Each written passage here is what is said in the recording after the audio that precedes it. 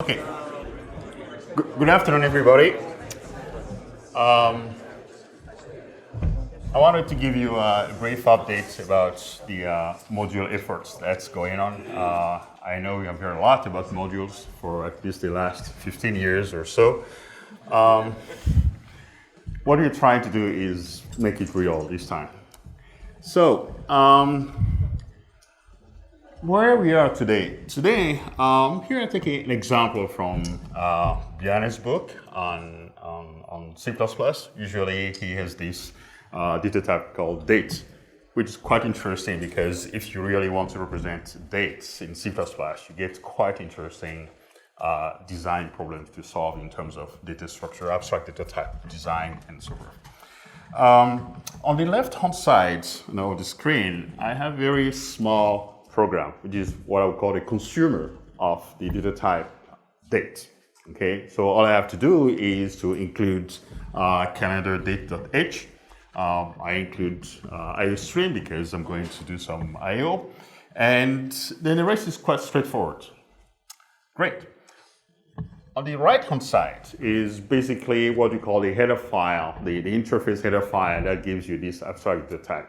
You'll notice it's a little bit more involved, and you'll tell me, well, it's supposed to be this library, so it's supposed to be more involved. Nevertheless, we have this thing we all dance with. It's if def, this, then the other stuff, just to guard against multiple inclusion. It's the first weakness that you learn when you learn C or C++. I would like us to be at a better place, which is, if you look at the slides, the only thing I changed was just to remove the hash includes and replace that with some fancy word called import, okay? And if you have been using Python or any of those contemporary languages, you're probably familiar with this. The left-hand side doesn't change much. The left-hand side changed a little bit. You don't have the if-def kind of things. Now you have fancy keywords, imports, module, and exports. And so you'll ask me, what is the big deal? Why would I want you to be there? Well, the first thing you've noticed is that if you take the client's code, it's only about 176 bytes if I trust the tool that gives me that number. Then you run that through the compiler. So this is what the user sees, okay? The interesting thing is that today, that is not what your compiler sees. This is what your compiler sees, okay? GCC happily expands the whole program, pre-processing, into about half megabytes. Client will say, well, I'll give you full megabytes. And VC++ is just behind, okay? It's, I don't know what I would call it, compression or expansion or inflation. Look here, I turned those numbers into some graphics to just get an understanding. So the baseline is the program, so it would be just 1 byte, and everything else is percentage of the inputs into the program. The fact that we have this compression of more than 500,000 is impressive, right? Now, why is it a big deal? Now, the problem here is that if you have a large team of people writing programs consuming this data type, what they're going to do is most of the time include the IOStream because that's what gives you cout, a bunch of other stuff. And then it will include the date header file. So every header file, every source file in your program, or everybody in the team contributing to this component is going to do that, right? And what happens is that, the preprocessor, once they hash include, what it actually does is say, hey, go there, look at that header, that file, and give me the content. It's copy and paste. We all rail against copy and paste programming. We do it all the time. At least with help from the compiler. Okay? And look at it very carefully. This is one of those places where we fail, or the language fails us in this, motto, which is you don't pay for what you don't use. When the compiler goes and copies the content of that file, it doesn't just copy what you need, it copies everything, right? So the compiler goes on and process this thing, lex, parse, and you cannot really parse C++ without doing template instantiations, overload resolutions, all those things. Right? So it does this all the time. And then it puts a bunch of symbols. And then the linker comes and says, okay, I guess I have to throw everybody out, maybe except one. So forget about that. Now we have powerful computers. This, at least, you have to care about the planet. This is not green programming. Okay. So where I want us to be is a place where we don't have to worry about copies. Because this is copy, it is quite possible that you'll get a slightly different version of what I have without knowing or without asking for it. And even ask for it, you shouldn't get a slightly different copy, right? And this happens either because someone defines a macro that expands and renames something you didn't ask for, or you get a genius on the team who comes in and wanted to modify slightly your data abstraction date, and you say no. Guess what he did? Went on, copy the header file in a new directory, slightly modify, and then splash the include directory right in front of yours. Now, whenever you fix bugs in your own header file, you don't get it because some genius got a better idea. Okay, and it's very difficult to get tools to enforce this. So this sounds like a joke, but I'm just abstracting from reality. This is things that people face day to day, and I talk to devs. That's what they tell me. Okay. The other thing is the whole mechanism is based on C preprocessor. It makes parsing or analyzing C++ extremely difficult, if not impossible. The reason is, if you want to correctly parse or analyze header file, you need to know the full set of macros that you need to do the full build. You can't just say, oh, this one won't affect you. Going to get slightly different results, so it won't be correct. So I guess what I want to say is that we do have pressing needs in front of us, and this is a challenge, a set of challenges for C++. These days, you hear a lot about cloud computing and cloud build, that kind of stuff. Well, the first thing is, if you want to take advantage of the cloud, you must be very disciplined. This is where you really want to componentize your source code. You want to have dependencies.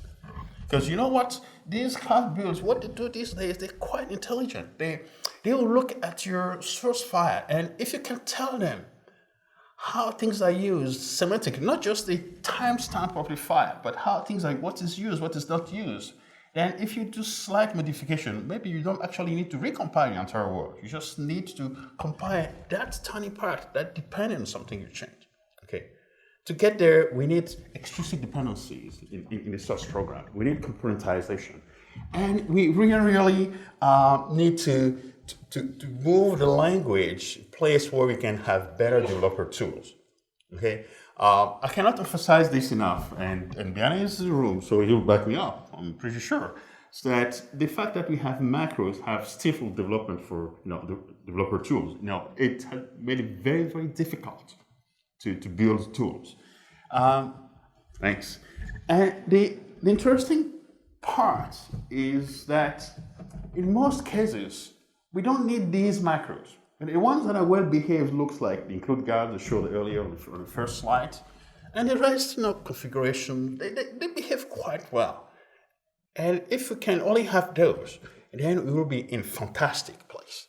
And that's where I want us to be. That's where I want you to believe you can be in a year. Not more. Okay?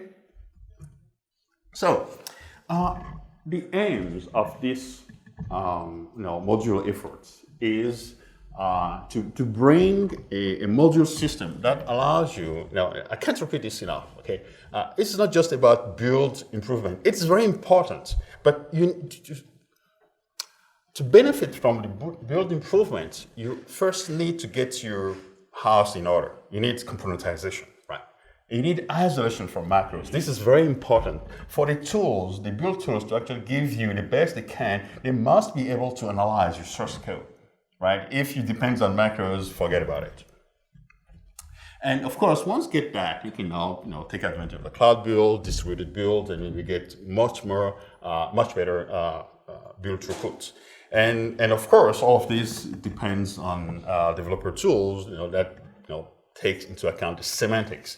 Earlier this morning, you saw we were, I guess, at Herb's talk, and most of it was based on analysis and trying to give you this safety without changing the language. Give your library a tool for that to work.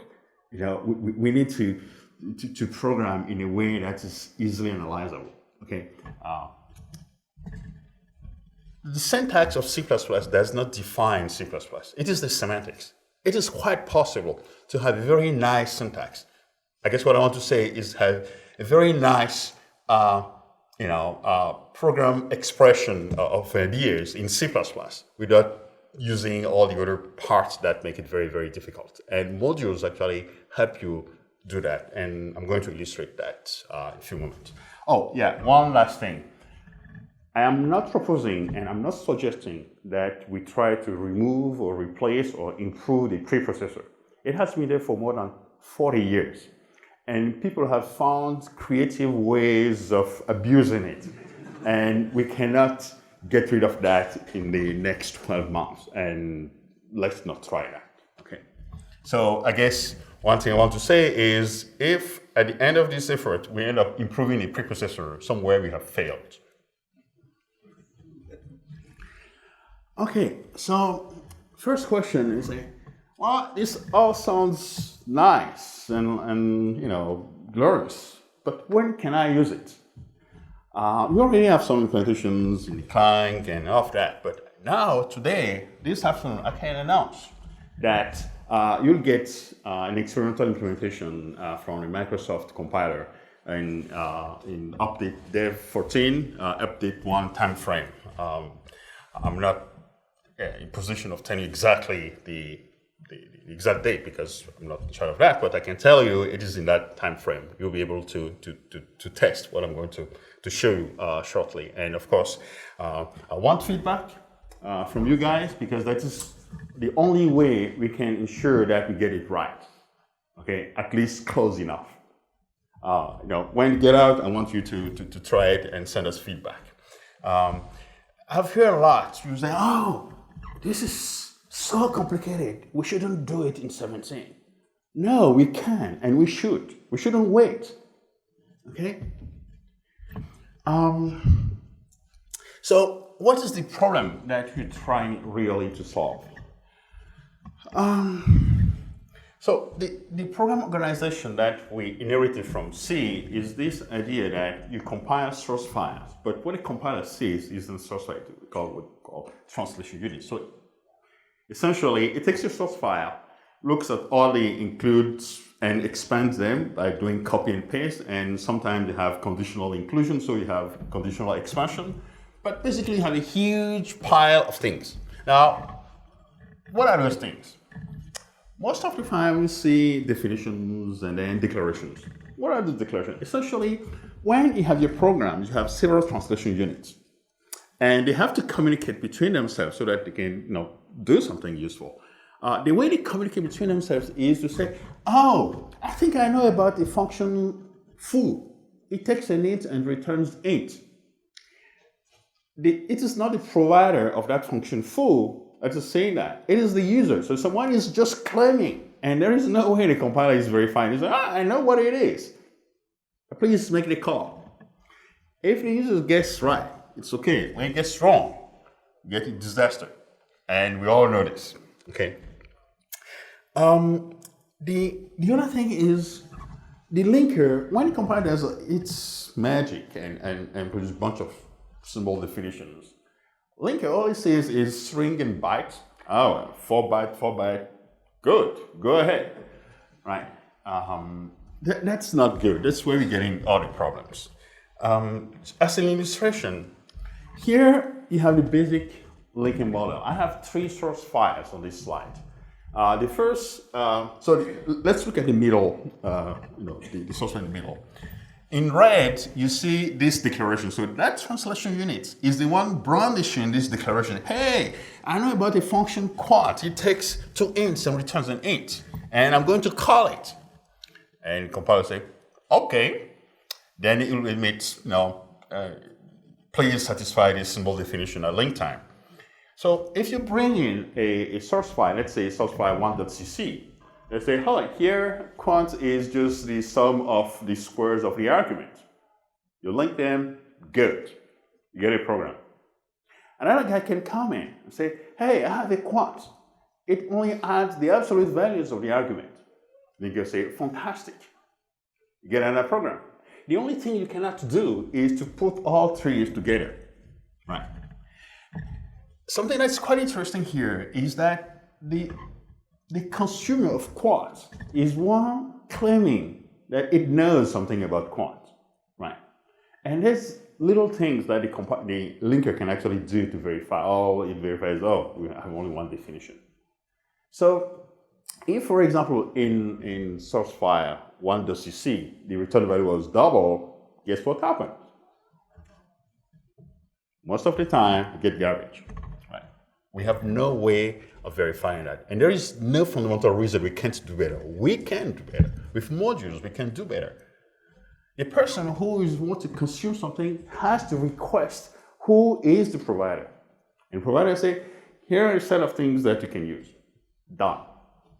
That way, the linker get to see, the entirety of what's going on and can transfer information from one translation unit to the next and do verification. Okay. None of this, the real root cause is the one definition rule, something that we hold very dear. And I'm told that this was actually meant to be true also for C. But in C++, it's even more fundamental. So Bjarne told me he asked Dennis Ritchie in '79. I think I was probably somewhere in primary school or something like that.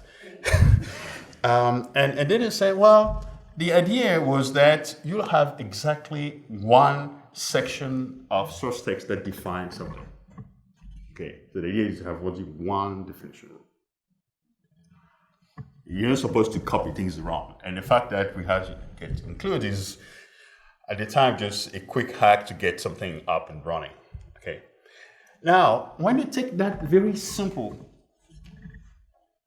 design principle and you're looking for it in the standards document, God, you get pages of obscure text telling you how this one definition was supposed to work.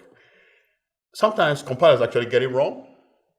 One definition has been around for a while, but you get a lot of bugs in compilers based on one definition rules. Sometimes they're too eager, sometimes not enough. And part of this obscurity of the text is the fact that we don't actually have a module system. Okay? And the fact that the text is obscure is just a reflection of this workaround, the lack of modules. So let's get modules. Okay, so what is a module? I don't have a lot of time, so I'm just going to give you this, 33,000 feet view, and I hope that is sufficient for you to get going of really using this stuff. So essentially, let's look at the example I started with. From a consumption point of view, you just replace your hash includes with import statement. Say, I'm taking dependency on module stud.io. I'm taking dependency on module calendar.date, and then you do the consumption. Now, what really is going on is that a module is just a collection of, let's say, object files. You have compiled some source code. And then you have declared a set of entities to be the only entry point into this castle. Okay? Within that module, you can have as many source files, OBJs, as you want. Right? A module is not necessarily just one file. You can have many files, just like we do today. But what you get is you get one single place, where you declare the entry point into that module. Anybody who wants to consume the module will have to depend only on those. You can't guess a function name because you have looked at the header file, right? You can use only the things that module provider gives you. So a module has a symbolic name. Here I propose that we use a hierarchical naming. I call it my module.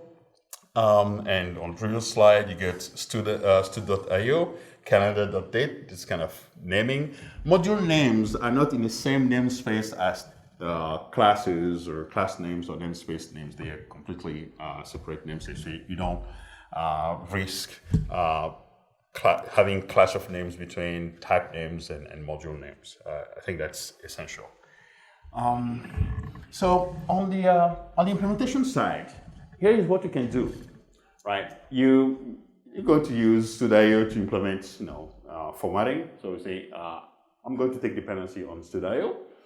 I'm also going to take dependency on std_string because I'm going to give string representation of the date.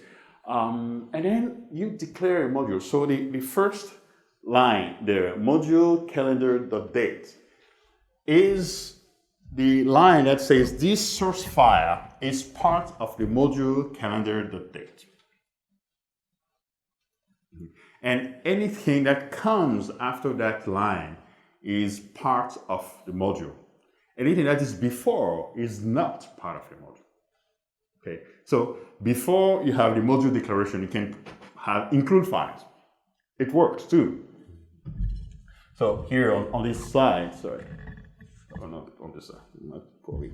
I'll show it shortly. Then you get a namespace. All namespaces are always exported because today what we have is that a namespace, expands across several source files, right? So the only way you get your local namespace is either you have an anonymous namespace or you put the namespace inside an anonymous namespace. That's how you make namespace local to module. We don't change that. And then you put your declarations. The only thing that is new is you stick the keyword export in front of a definition or a declaration, done. Okay? Export is an existing keyword that doesn't have any meaning in C++14. I'm just repurposing it for the module codes. If you feel like you're tired, you don't want to put export on every definition, you can just put the exports on the namespace, and everything that's in between the opening brace and close brace gets exported. It's just a shorthand. And of course, you can also use include files. That's what I said earlier. You can include any header file that you have today. As long as you do that before the module declaration, then they are not owned by a module declaration. So my recommendations is when you have modules, you're writing your source files, whether it's you're consuming or producing, first, if you have to use include files, first put the includes, always. Second, put the import statement if you're taking symbolic dependencies. Third, write your module declaration, the module name. Then export whatever you need to export. Okay. If you do that systematically, you will not get any surprise. Okay. Surprise here, I mean, we know today that you have to be very careful about the order of inclusion. Otherwise, you get big surprises, hard to debug bugs. So that is basically all you need to know. Okay, so we're done. Not quite. The summary. What this design is promising is that you'll get complete isolation from macros. When we import a module, so let's say import module stud.io, the way the compiler brings it to you is as if that module has already been compiled. So in the standard jargon, we say has been processed through from translation phase 1 through 7. Don't worry about it, just meant it has already been compiled in some form. If someone defines a macro in that module, in that interface, you don't get it. If you define a macro in your source file before you do import, because you have some include file that play that game, you don't disturb the module that was given to you, because that module was already processed before you get to consume it. So you get complete isolation from macros. Okay. This is not science fiction. It's what you're going to get from the Visual C++ implementation. The other thing is that now we actually have the ODR, in the sense that every entity that is defined and exported in module has a unique place you go and look. Okay, you don't get these header files that you have to include that gets copied in several places. No, you define your entity only at one place, as Dennis Ritchie said.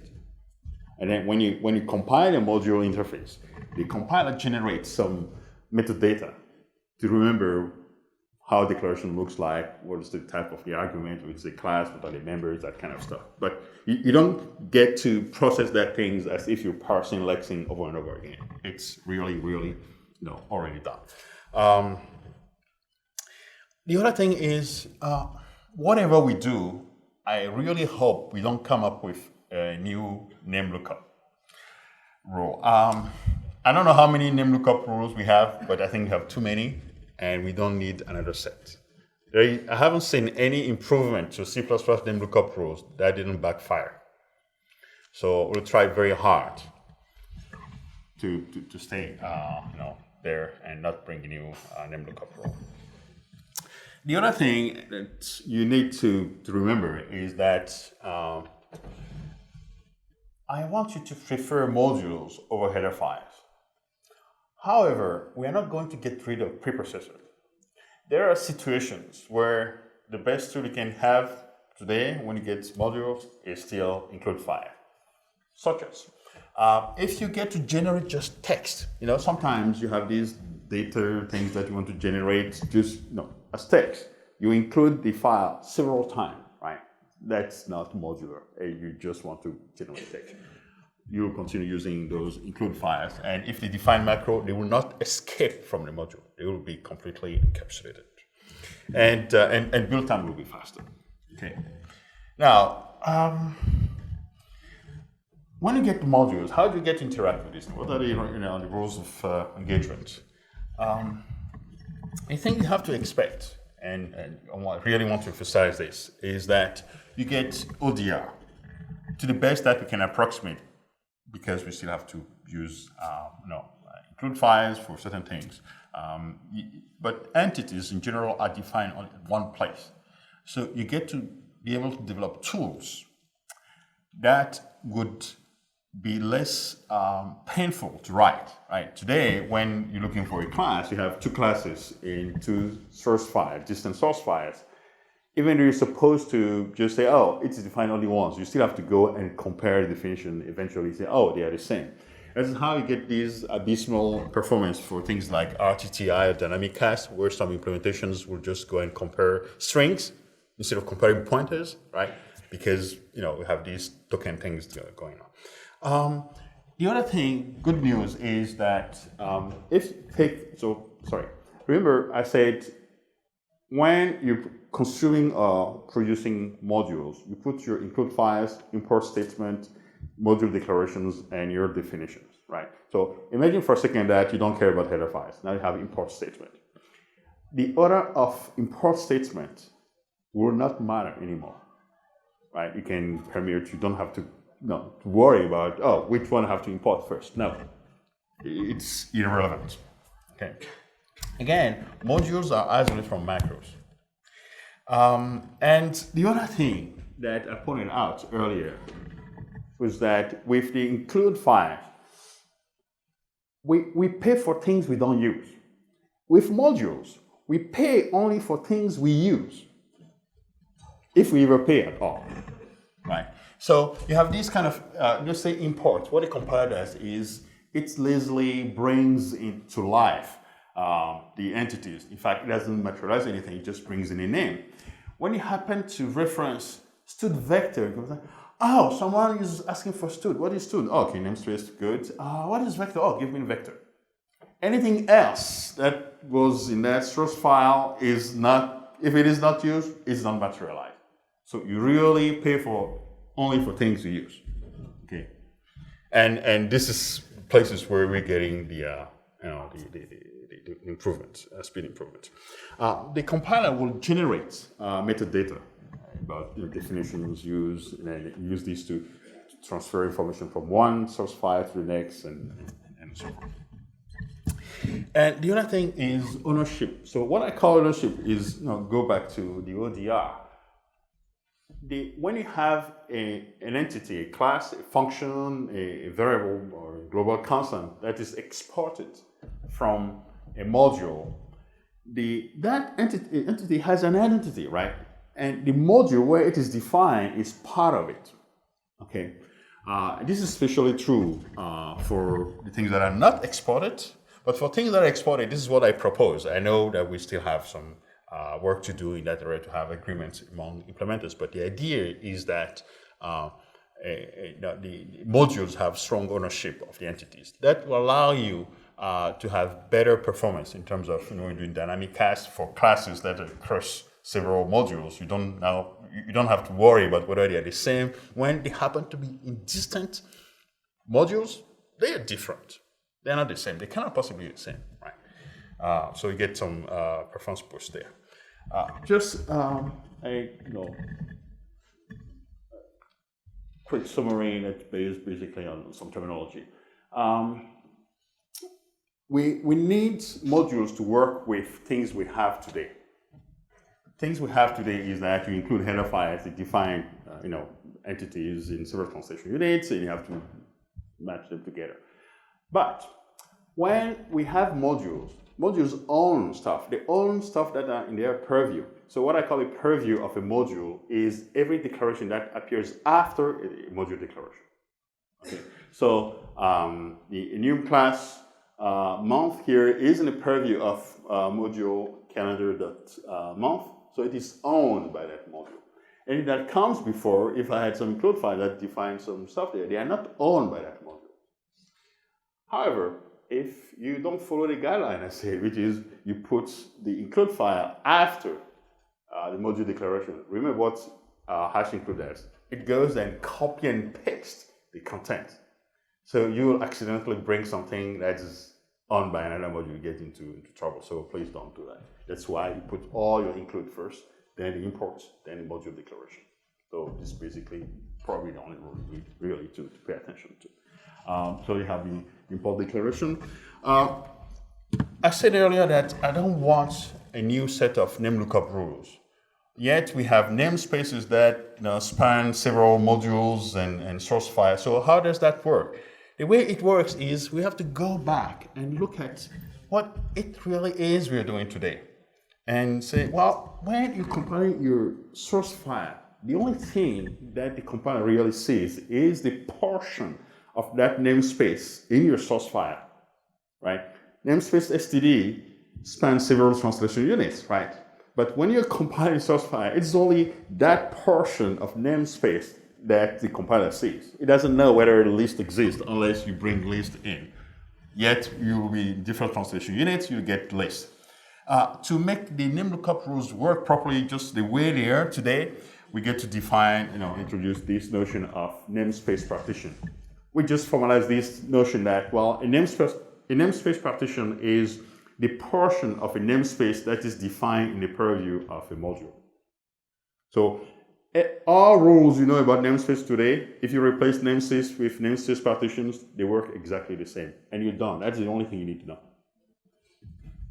Okay.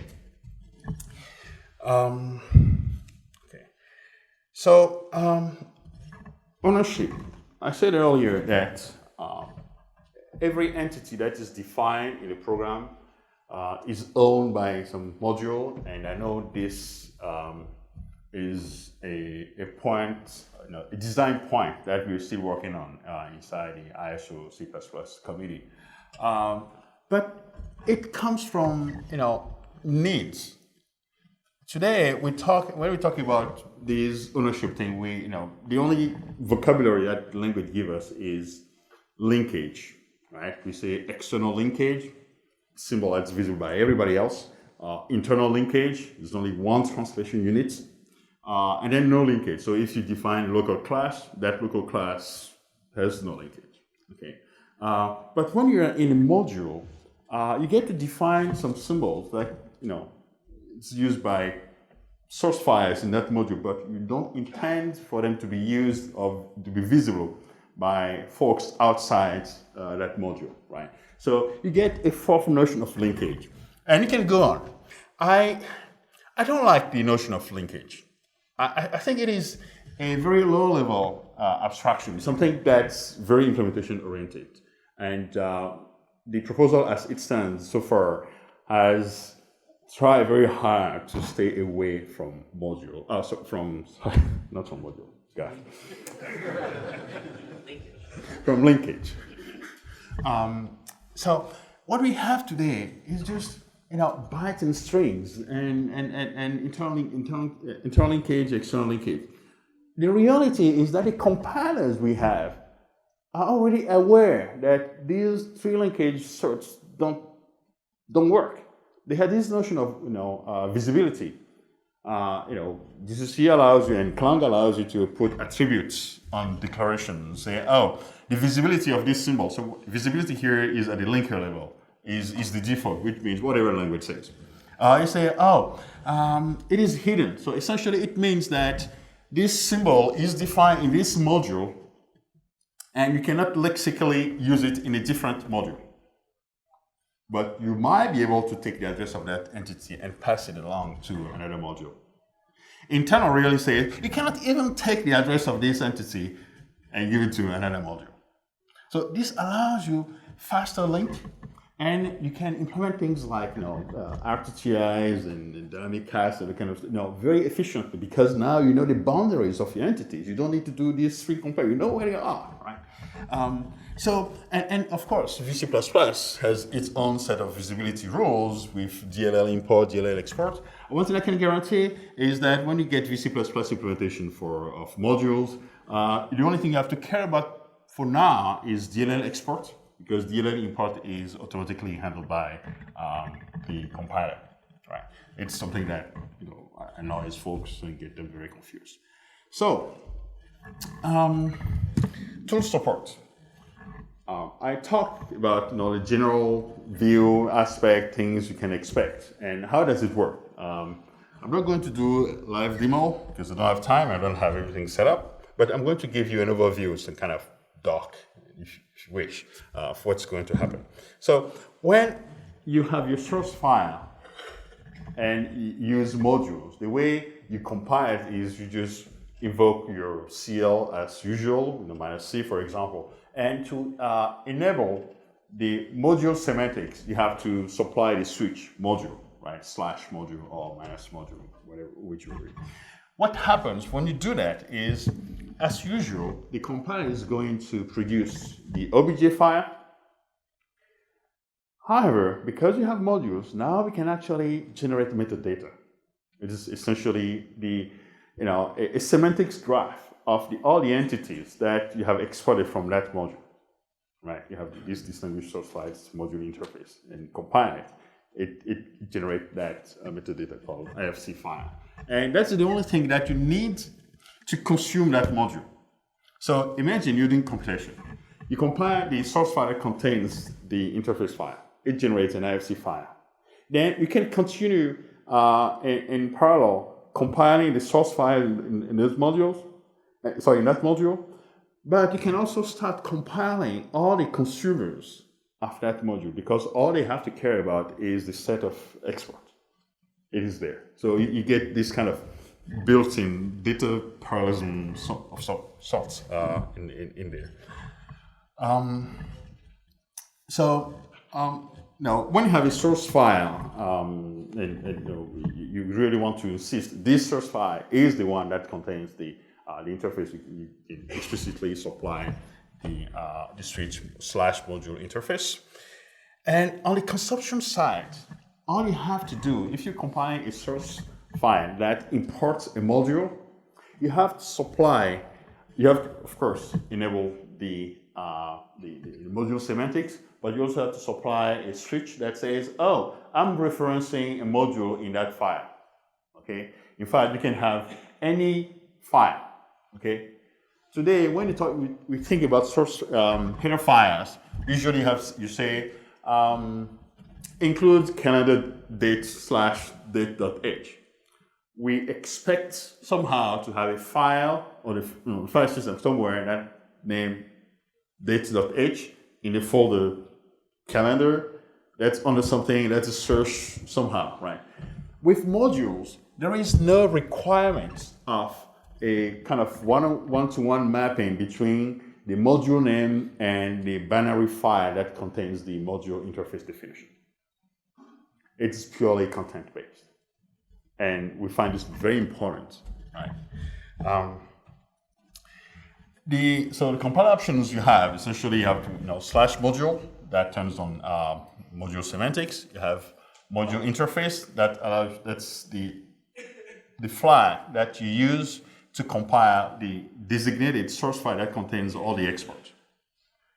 In a given module, you can only have one source file that has the exports. All the others are just implementation units. One that's interface.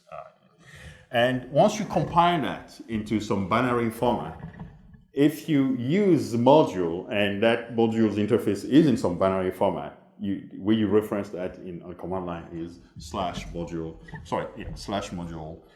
reference that file name, and the compiler will use it, and try to find the module interface definition. If it can find it, it will tell you. And then there is a fourth option, which is there essentially to help folks who do build on one machine and deploy on a different machine, where you can't actually reference the binary files by absolute path, because when you deploy, it's going to be different file system. So you can tell the compiler, here is a set of directories that you can search for these files that I'm referencing on the command line. Okay, and one thing that comes bonus is if you happen to have the same reference files in different directories, then the compiler will tell you. Something we don't do today with include file, which allows geniuses to create havoc.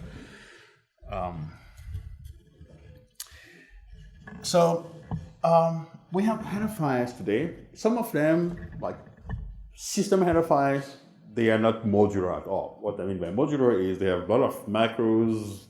If there, it's insane. Okay, take Windows.h. It's a nightmare. Now, I'm not picking on my employer. Take unistd.h. Same nightmare. Okay. So it is just system header file, done that way. But if you happen to have something like vector, right, standard header file vector, your own like calendar date.h, which is quite modular, you have a compiler switch that will allow you to consume it as if it was a module. The way you do it is just include it in the source file and compile, tell the compiler, please export this source file as if it was a module. And then on the command line, you give a command, the name of the module. And what the compiler will do is, I'll pretend that every top level declaration, top level meaning namespace scope, nested namespace count, as if they were exported. If something is declared static, it's ignored. If something is in an unnamed namespace, it is ignored. But anything that is at top level is compiled as if it was prefixed with the keyword export.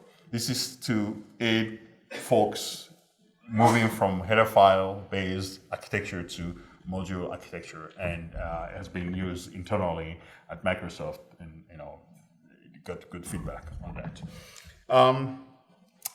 So I made a huge fuss about macros. Yet here we have a compiler suite that says, oh, export this macro.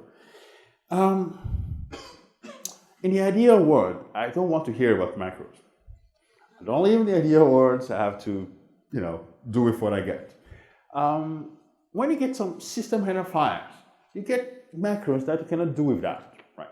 So let's take stud.io.h from C. The C standard says that you can either have that defined as an object or as a macro. So the first experiment I did with the Microsoft compiler is that, hey, let's turn stdio.h into something you can consume as a module. Great, it works. Now import stdio. Fprintf stood out. Oops, I don't know what stood out is. What do you mean you don't know what stood out is? Now look at the header file. Oh, it is defined as a macro. So for transitional, when we want to turn things that are header files based on macros into something that you can consume. It's not automatic modularization. It is you just compile it in a way you can consume as a module. Sometimes it is necessary to have these selected macros. It's okay. Ignore all the other macros except these. These few and export them. Now you have to be very careful. There is no dependence analysis about whether you're exporting the right thing or so forth. So it is there just to aid you in transitioning from source file based architecture to module architecture. Okay, so this metadata that I call an IFC. So essentially, when you compile a module interface source file, we generate what I call the abstract semantics graph of the exported declaration. It is a different representation. I can think of it as a different representation of C++, right? With these metadata file, you do not need a C++ parser anymore. It is just a simple binary format, and it will be documented that you can write a parser for in any language you want. And if it is all complete, probably you get about 2 or 3 hours of homework done. You can't write a C++ parser in 2 hours, okay? So this goes back to something I said, which is that you have to take C++. And its semantics is very different from the surface syntax, the user interface we have today, right?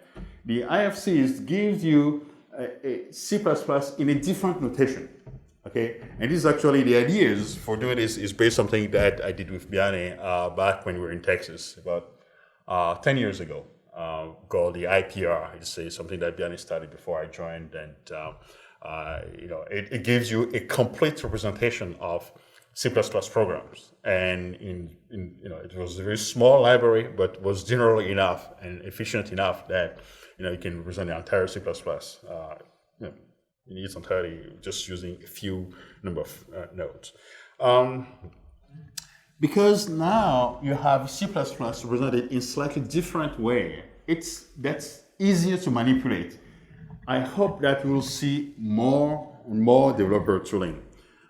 The implementation that will come with VC will come with manipulation tools for IFCs, called just ifc.exe. It allows you to take an IFC, a module compile interface, embed it into a static lib or a DLL, and that's what you give your consumers, so that now they have just one single thing that is self-descriptive. It is both the executable code and also the set of declarations that you need to consume it. And so this is how I represent it, is that you have your .lib or .dll, the IFC allows you to have IFC -- embed, that will embed your IFC into a static lib or in a DLL. The binary format, the IFC binary format, you can embed it in just about any binary form you can conceive of. Okay, it's that way. So this is basically what you can expect from the VC's implementation, the tool side. We give this to internal developers who really want to, their needs of modules, right? They really want it today. And the feedback. So what did I get as feedback? The first thing is, of course, syntax.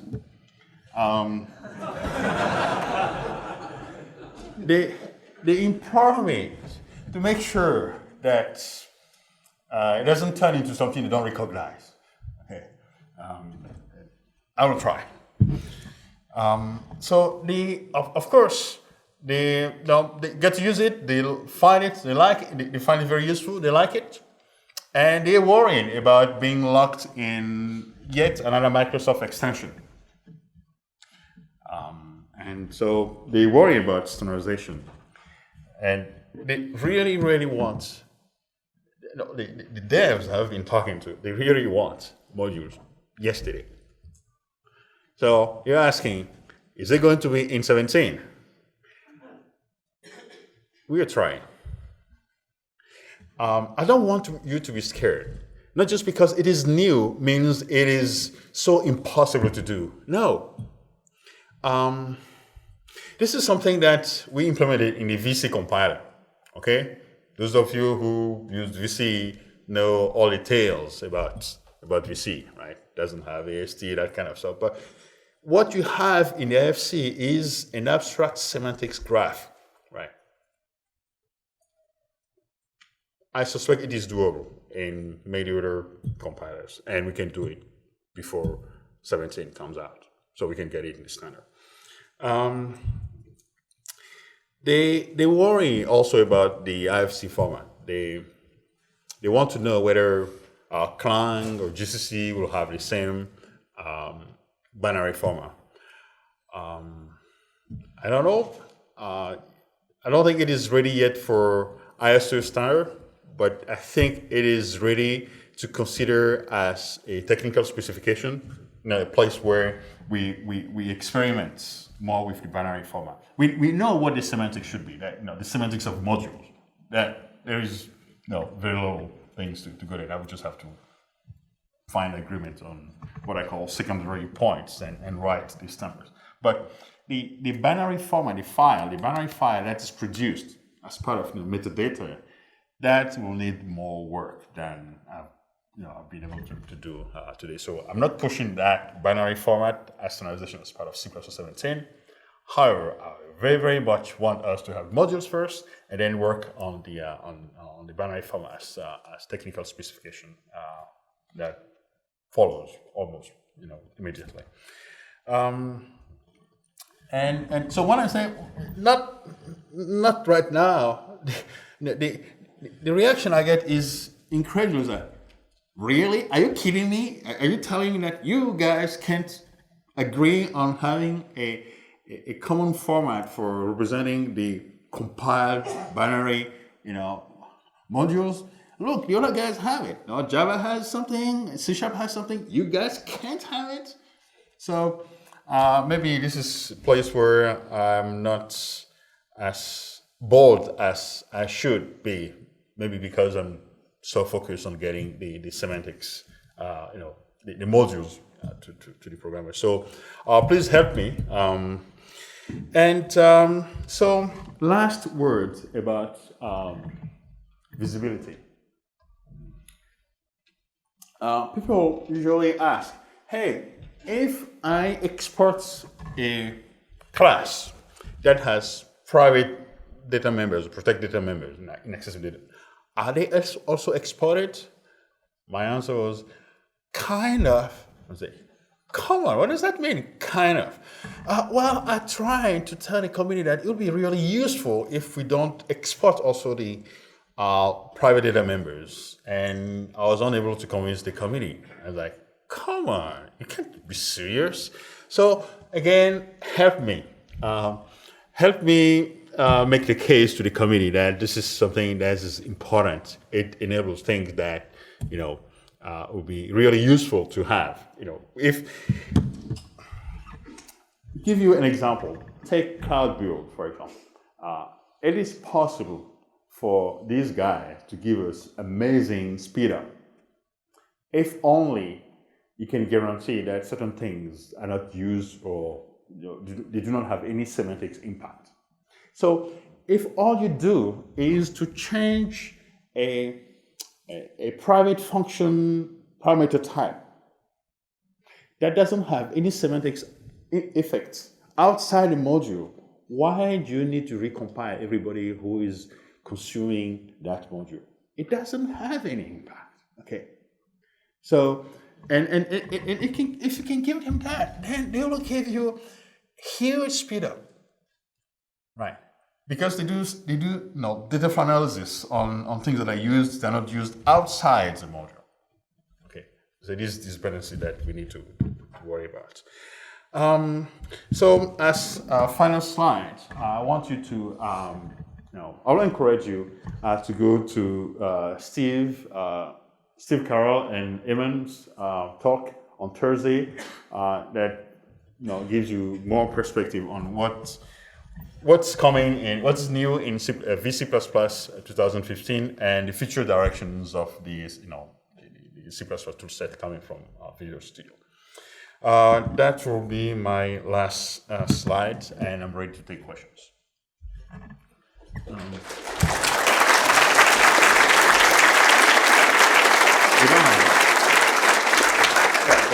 have to speak loud.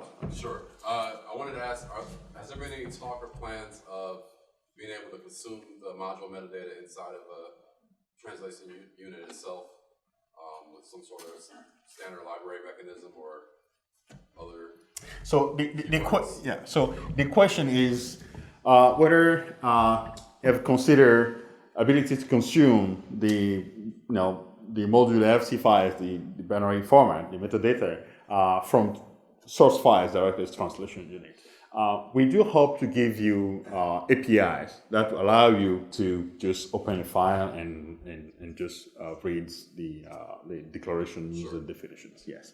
At this point, there is no language, core language support that says, oh, just magically make this metadata a data type, a data structure in the translation unit, which will give you some form of compile time, reflection. Right. At this point, there is nothing like, but you'll have an API that allows you, library API.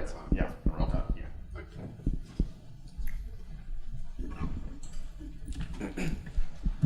Hi.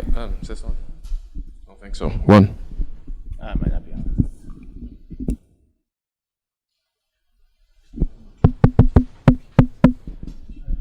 1, 2.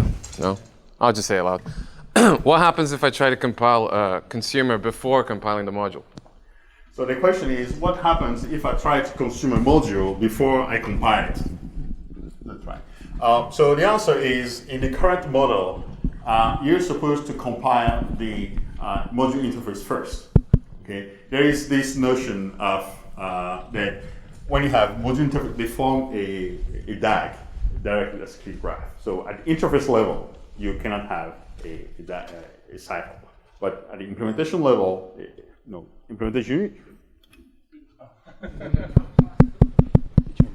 implementation units can have cycles, but you still have to compile the module interface first, then consume. What about cyclical dependencies between modules?